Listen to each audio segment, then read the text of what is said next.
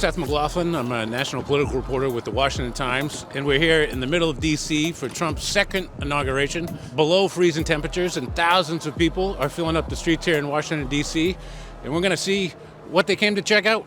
Let's go.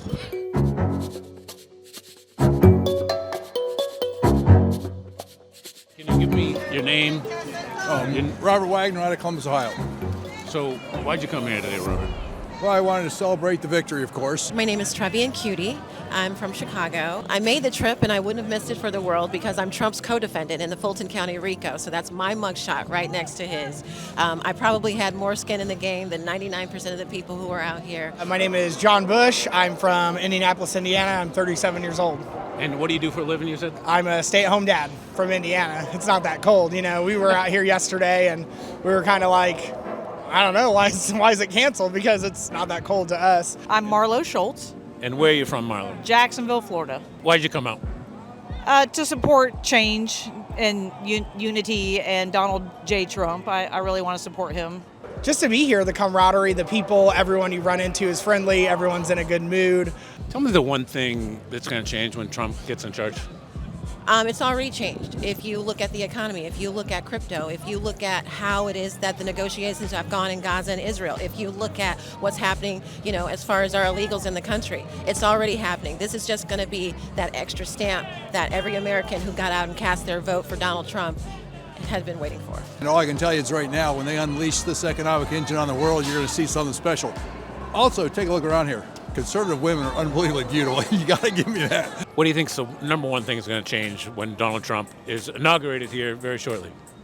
I think peace all over. Peace all over, number one. The first thing that I would say is whether you're a Republican or a Democrat, screaming in somebody's face isn't going to change their mind. I think our country really needs to get away from that.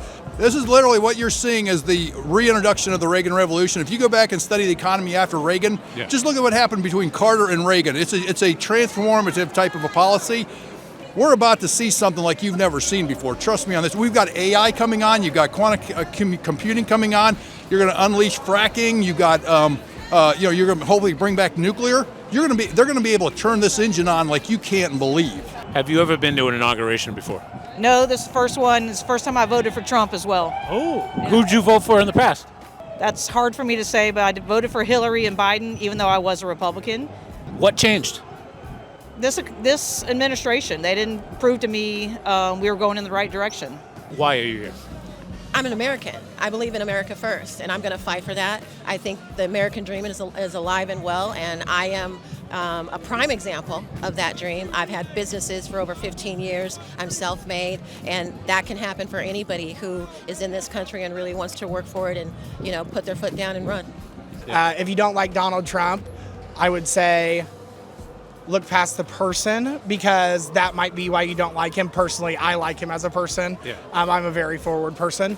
But look at your pocketbook. If it changes, if it gets better, if it improves your life, you might not like some of the things he says, but hopefully you'll like some of the things he does. I was a hardcore Democrat in 2016. I worked with Kanye West. We went to the White House. That's when you saw Kanye West in the Oval. It was at that moment that I started looking into Donald Trump's policies, and I never looked back. So that was 2018, and look at me now. I'm his co-defendant in Georgia, so that's how hard I go for this man. I thought there weren't any conservatives in Chicago. Well, you're absolutely wrong, because Chicago has flipped red for the most part.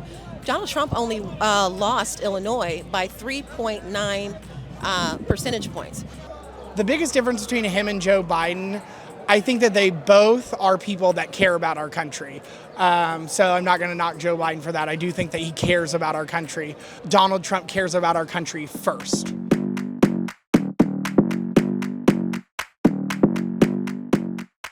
One thing we were looking for today that we have not found is protesters. Yeah. What do you make of the lack of protesters here? I was just telling a journalist from Florida, that I've been surprised about how peaceful it seems, how nice everyone's been, how the staff of D.C. have been very accommodating and helpful. What do you make of the lack of protesters, though? Unless this is a protest here. Let's see what this is. Oh, boy.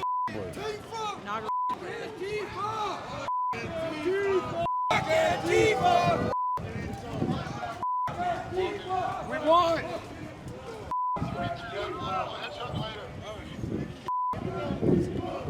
Proud Boys in the house.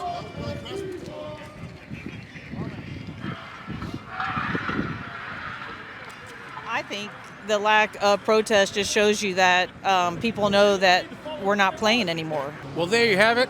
From Trump's second inauguration, lots of excitement and energy here. This sort of sets the table for the next 4 years here in Washington, D.C., as people look forward or worry about the transition into Trump's second term in office. For the Washington Times, I'm Seth McLaughlin.